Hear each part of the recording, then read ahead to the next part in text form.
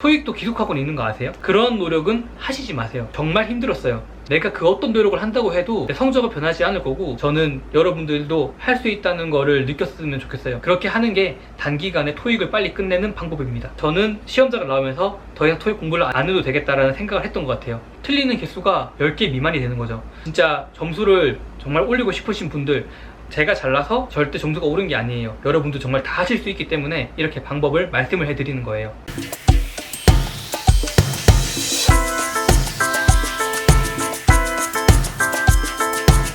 안녕하세요, 주현입니다. 말복이 지나고 이제 여름이 차츰차츰 끝나가고 있는 시점인데 아직도 너무 덥네요. 어제 토익 시험이 있었는데 인스타 메시지로 정말 고맙다고 하시는 분들이 정말 많았어요. 생각보다 좀 많았던 것 같아요. 뭔가 제가 시험을 잘 봤던 것보다는 더 뿌듯했었고, 하지만 반대로 못 봤다고 하시는 분들도 계셨는데, 그분들이 항상 말씀해 주셨던 거는 근데 이제 안 보였던 것들이 보인다, 발전했다고 말씀을 해주셨기 때문에 제 나름대로 소견을 좀 드렸던 것 같아요. 진짜 제가 시험 치는 것보다 제 구독자님들이 시험을 치시는 게 지금 좀 더 떨리고 하는데, 진짜 제 구독자님들은 정말 시험을 잘 보셨으면 좋겠어요. 날씨 더운데 공부한다고 고생하시지만 꼭 목표를 달성하시면은 엄청난 해방감이 찾아오기 때문에 꼭 그 해방감을 느끼셨으면 좋겠습니다. 오늘은, 그리고 제가 댓글이나 인스타 메시지로 문의를 저에게 많이 물어보시는 것들 중에 하나가 뭐냐면은 RC 공부를 어떻게 해야 되는지 모른다고 하시는 분들이 생각보다 많았어요. 제가 공부법 영상도 올리고 RC 책 소개 영상도 올렸잖아요. 그 영상들에 대한 조회수는 계속해서 올라가서 정말 기분은 좋긴 한데, RC 공부를 제대로 하신다고 하시는 분들은 딱히 없었던 것 같아요. 영상으로 내가 지금 공부를 하고 있는데 문제를 풀고 채점을 하고 해석을 보면서 문제 풀이에 대해서 검증을 한다, 또 독해 연습을 한다 하시는 분들이 계시긴 한데,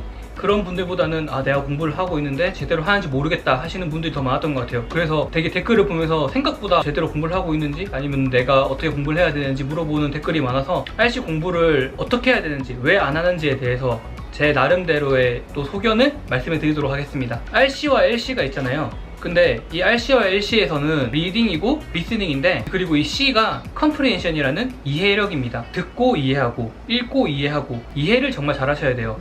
이 말이 무슨 말이냐면은, LC 같은 경우에는 그 들리는 상황, 타자의 의도, 이런 것들을 듣고 그 의도가 어떤 상황에서 말하는지를 듣고 문제를 푸는 건 반면에, RC 같은 경우에는 지문 또는 문제를 읽고 그 문제가 의도하는 바가 뭔지를 알고 문제를 푸셔야 되는데, 보통 그냥 문제는 풀기만 하지 왜 어떤 부분을 읽고 어떻게 이해를 했는지에 대해서는 잘 생각을 안 하시는 것 같아요. 제 점수를 보시면 첫 번째 시험에서 두 번째 시험으로 갈 때 기간이 한 달 정도 차이가 나요. 저는 그 시절에 정말 RC 문제집을 정말 많이 풀었어요. 하루에 한 회씩 문제를 풀고 검산하고 또 해석을 하면서 내가 왜 틀렸는지를 봤어요. 공부를 아무리 해도 성적이 오르지가 않는 거예요. 항상 틀리는 개수는 똑같고, 맞는 문제와 틀린 문제가 그 빈도가 달랐어요. 1회에서 예를 들면 주제에 대한 걸 많이 틀렸다고 하면은 2회에서는 일치 불일치에서 많이 틀렸다든지, 이렇게 매번 틀리는 것마다 그런 문제의 유형이 달랐기 때문에 저는 정말 많이 불안했어요. 그래서 저는 두 번째 시험을 칠 때 이미 세 번째 시험을 생각을 하고 갔던 것 같아요. 내가 한 달 동안 진짜 열심히 했는데 느는 게 보이지가 않았어요. 자신감도 없었고, 진짜 매번 모의고사 문제를 풀 때마다 무서웠고 두려웠고 귀찮았고 하기 힘든 공부를 했던 것 같아요. 그때가 진짜 그 한 달 동안 정말 힘들었는데, 제가 그때 당시에는 현대인이 면역력이 떨어져야만 걸린다는 눈 다래끼가 났었던 것 같아요. 그래서 병원도 가고 약도 먹고 했었는데, 정말 그 시간이 지옥 같았기 때문에 그 지옥 같은 시간을 생각하면은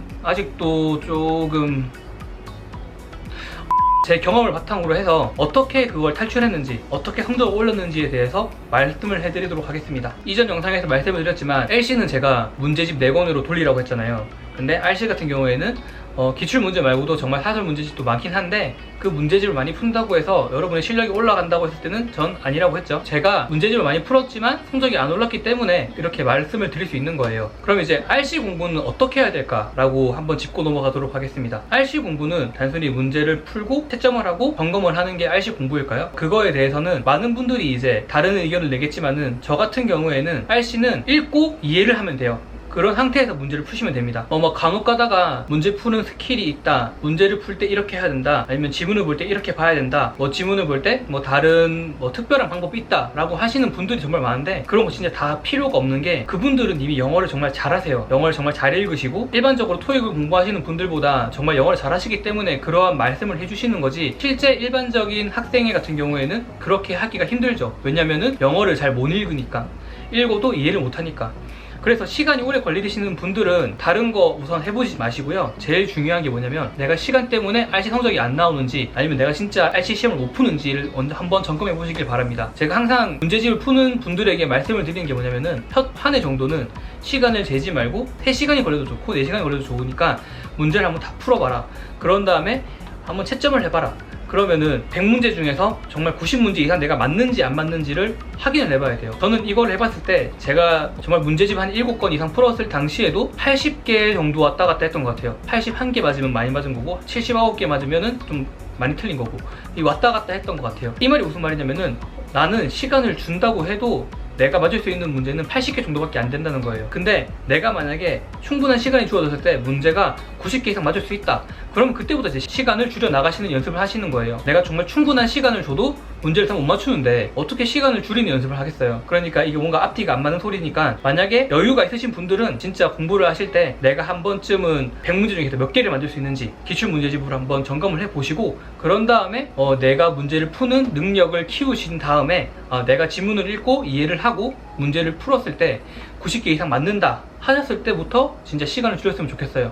그게 아니시고 내가 목표로 하는 점수가 있고 남은 시간이 정말 없다 라고 하시는 분들에 한해서는 뭐 시간을 재고 시간을 계속 줄여 나가시면서 문제를 풀 수 있겠지만, 뭔가 밑 빠진 독이 물 붓기가 아닐까 저는 생각을 합니다. 좀 여유가 있으신 분들은 꼭 그렇게 하시는 게 나중을 위해서 더 좋으니까 꼭 한 번쯤은 점검해 보셨으면 좋겠어요. RC, LC 할 때 그 C가 컴프리hen션이라는 이해라고 했잖아요. 문제를 풀고 검증을 하고 다시 공부를 하신다고 하셨을 때 지문에 대한 이해, 파트 5, 6에 대한 이해를 하셔야 돼요. 이 문제가 어떤 걸 말하는 거고 어떤 상황에서 나오는 문제고 어떤 지문의 내용이다, 이런 거를 이해하시면서 공부를 하시는 거를 저는 무조건 추천합니다. 지문의 내용은 반복돼요. 대표적인 지문으로는 광고, 문자 메시지 대화, 신문 기사, 그리고 공지사항, 이런 것들이 되게 반복돼서 나오죠. 그런 것들을 무조건 한 해에 무조건 한 지문씩 이상은 있어요. 이 지문에 대한 이해가 바탕이 된다면은 비슷한 지문이 나왔을 때 덜 떨리고 뭔가 지문을 분석했을 때 조금 더 빠르게 지문을 파악을 할 수가 있단 말이에요. 무조건 지문에 대한 이해를 하도록 하세요. 그게 제일 중요하고, 나중에 새로운 지문이 나온다 하더라도 이 지문은 이런 내용이고 대충 문장 문단의 구조가 이렇게 될 거다라는 것을 알고 문제를 푸시는 게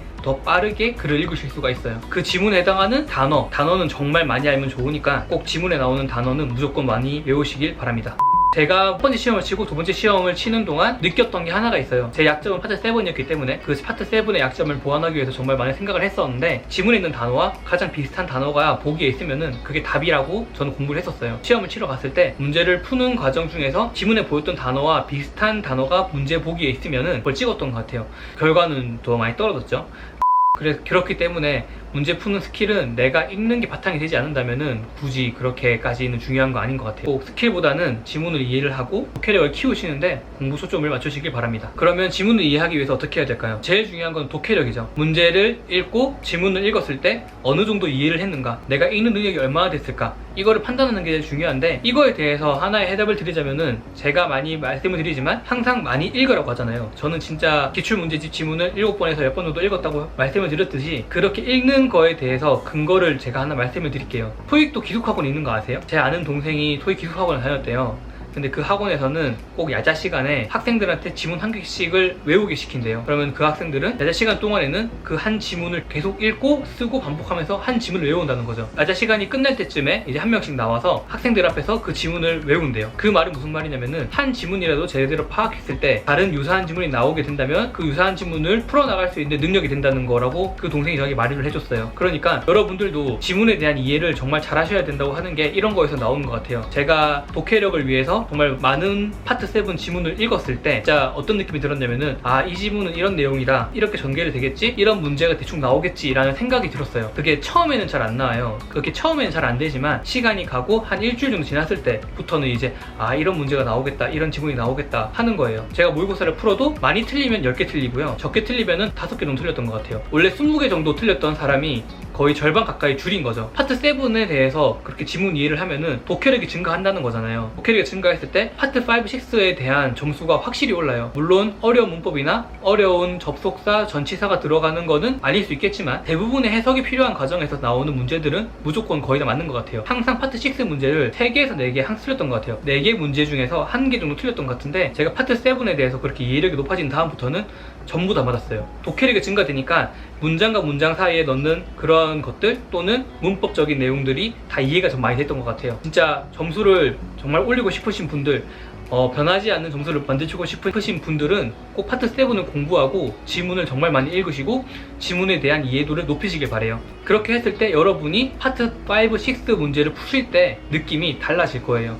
저는 달라졌었고, 그리고 제 구독자님 분들 중에서 DM 해주시는 분들과 댓글 달아주시는 분들이 진짜 제가 말한 대로 공부를 했더니 지문이 보이고 파트 7, 파트 5, 6에 대한 문제가 잘 보인다, 왜 이런 문제가 나오는지 알겠다라고 하시는 분이 정말 많았어요. 이때까지 공부한 방법이 뭔가 잘못됐고 바꾸고 싶으신 분들은 제 영상을 봐주셨다면 꼭 그렇게 바꾸셨으면 좋겠어요. 어차피 저는 여러분이 시험을 잘 친다고 해서 저한테 이득되는 거는 딱히 없어요. 그냥 제 기분이 좋아질 뿐이지 여러분들에게 더 혜택이 가는 거고, 여러분들이 졸업을 하는데 취업을 하는데 더 좋은 조건이 되는 거지 저에겐 아무런 게 없거든요. 그러니까 시험을 잘 보시길 바랍니다. 저는 여러분들도 할 수 있다는 거를 느꼈으면 좋겠어요. 제가 토익 점수가 올랐다는 거는 제가 잘해서가 아니고요, 올바른 방법으로 공부를 했기 때문에 오른 거예요. 그러니까 여러분들도 올바른 방법으로 공부를 하시면은 충분히 오를 수 있고요. 저는 남들과 똑같은, 여러분들과 똑같은 일반적인 사람이기 때문에 제가 잘나서 절대 점수가 오른 게 아니에요. 여러분도 정말 다 하실 수 있기 때문에 이렇게 방법을 말씀을 해드리는 거예요. 제 방법을 한 번만이라도 최소 2주에서 한 달만 그렇게 공부를 해보세요. 그러면은 정말 여러분의 성적이 달라지는 거를 느끼실 수 있을 거예요. 그래서 내가 만약에 문제를 풀었는데 100문제 중에서 90문제 이상 맞춘다, 그러면 그때부터 시간을 줄이시는 거예요. 처음에는 90분, 85분에서 시작을 하고 점차 5분씩 줄여 나가시는 거예요. 그렇게 해서 내가 문제를 푸는 실력과 시간이 다 줄었을 때 그때부터는 이제 여러분의 점수는 무조건적으로 보장이 되는 거죠. 단순히 문법 문제 한두 문제, 어려운 단어 문제, 그런 한두 문제 빼고는 여러분은 이미 파트 7을 다 맞고 가시는 거예요. 파트 5가 어렵게 나온다고 해도 여러분은 틀리는 개수가 10개 미만이 되는 거죠. 그렇게 되는 실력을 만드시는 게 제일 중요해요. 그렇게 하는 게 단기간에 토익을 빨리 끝내는 방법입니다. 지문에 대한 이해도가 증가하게 되면요, 토익 문제 푸는데 정말 힘들지가 않아요. 첫 번째 시험에서 두 번째 시험을 공부하는 한 달 동안의 시간에 정말 힘들었다고 했잖아요. 그 당시에는 진짜 공부가 하는 게 너무 힘들었어요. 너무 스트레스 받고 내가 문제를 아무리 많이 풀어도 성적이 안 오르니까 재미가 없는 거예요. 근데 점수는 받아야 되기 때문에 정말 지루한 싸움을 했던 것 같아요. 그래서 내가 아무리 정말 공부를 열심히 해도 결과는 똑같은데 그러한 헛바퀴? 다람쥐가 쳇바퀴 도는 듯이 계속 그렇게 돌고만 있으니까 정말 그때 당시에 스트레스는 이루 말로 할 수 없던 것 같아요. 제가 성적을 올린 그 2주간의 기간에서는 정말 공부가 재밌었어요.